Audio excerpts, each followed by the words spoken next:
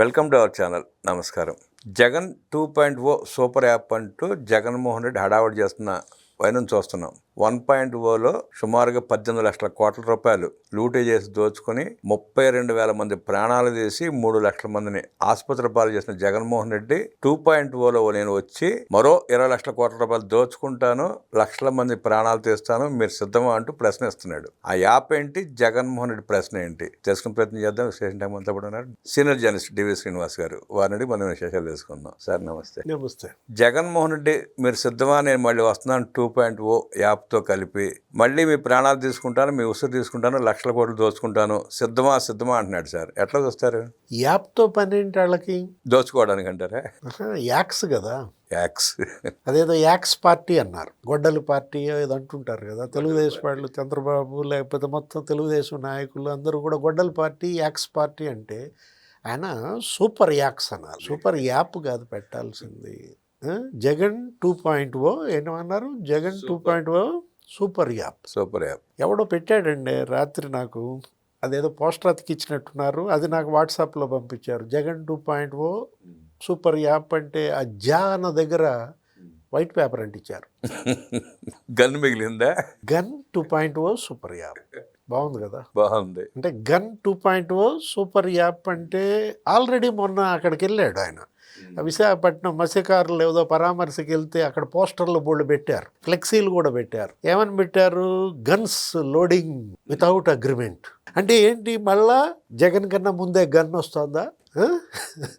అంటే రేపు పొద్దున ఓటర్లను కూడా గన్ పెట్టి ఎంచుకుంటారా అనేక అసలు వాళ్ళ ఉద్దేశం. వాళ్ళు చెప్పి డైరెక్ట్గా చెప్తున్నారు కదా. మీ అమ్మలు కట్టుకున్నాడు.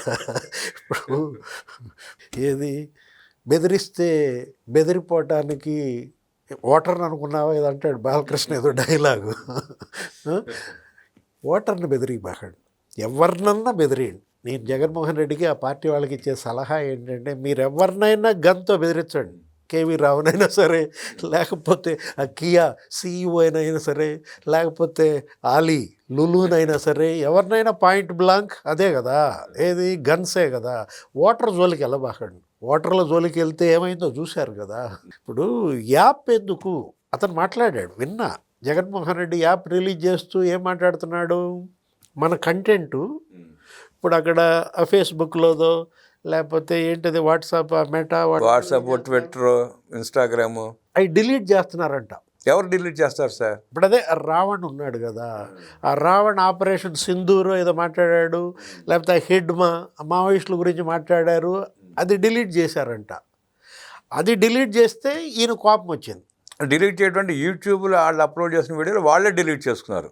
దానికి యూట్యూబ్కి సంబంధం ఉంది? కేంద్ర ప్రభుత్వం లేఖ రాస్తుంది, వాళ్ళు ఆ ప్లాట్ఫామ్ వాళ్ళు డిలీట్ చేస్తారు. అది ప్రాసెస్ జరుగుతూ ఉంటుంది.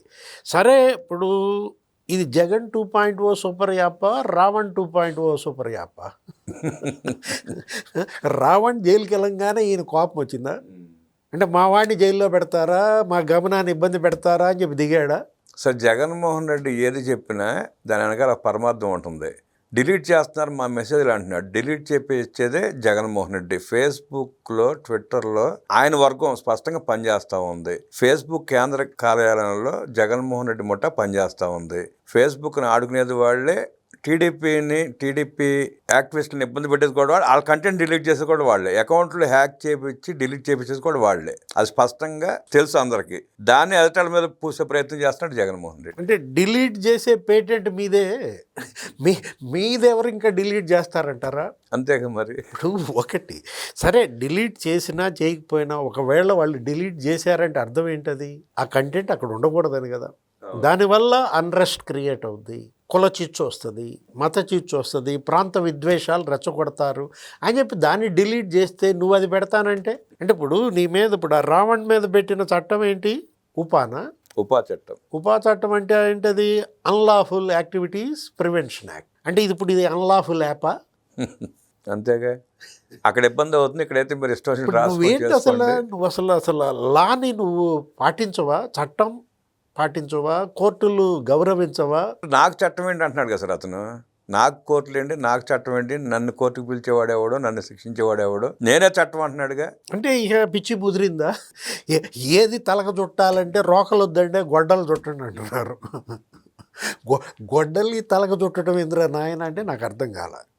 ఇప్పుడు అతనికి గొడ్డలే సూట్ అంటే మీరు రోకలు చుడతానంటే ఎట్ట కుదురుద్ది?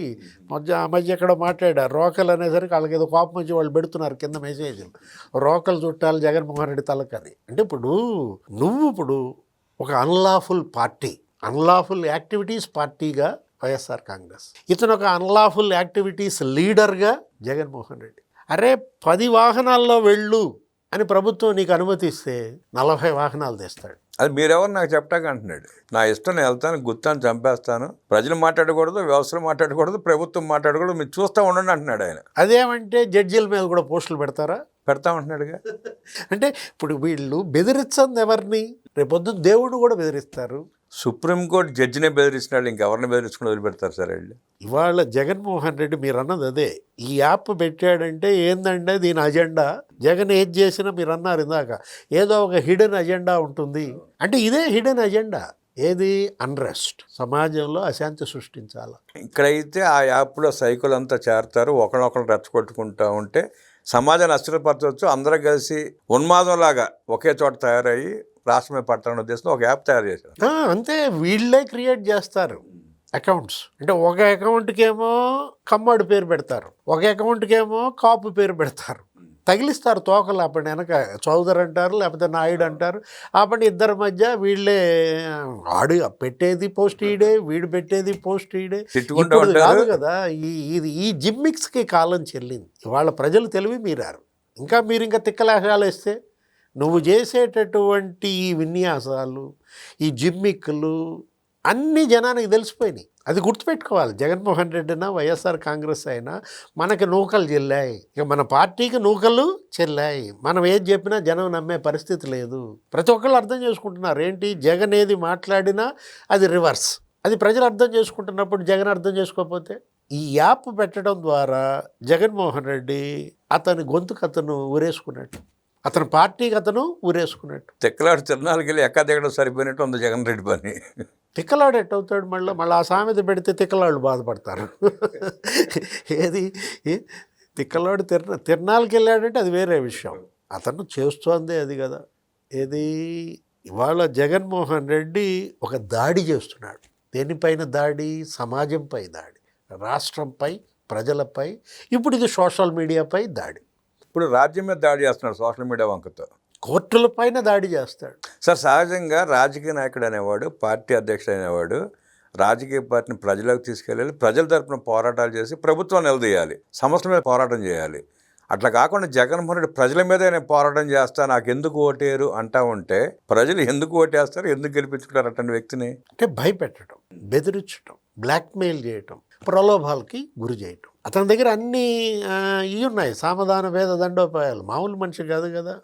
ఇప్పుడు ఈ యాప్ పట్ల షర్మిల ఏముందో చెప్పండి నాకు. నేను అడుగుతున్న ప్రశ్న ఒకటే, జగన్మోహన్ రెడ్డి యాప్ పట్ల సునీత ఏమంటుంది? స్పందించలేదు ఇంకా. లేకపోతే విజయమ్మ ఏమంటుంది? వాళ్ళ అమ్మ ఏం మాట్లాడితే ఆ సైకిల్తో మళ్ళీ మనల్ని తిట్టిస్తారని భయపడి ఉంటారు సార్ వాళ్ళు. అంటే ఈ యాప్ పెట్టింది మా ముగ్గురు కోసమేనా అనుకుంటున్నారా?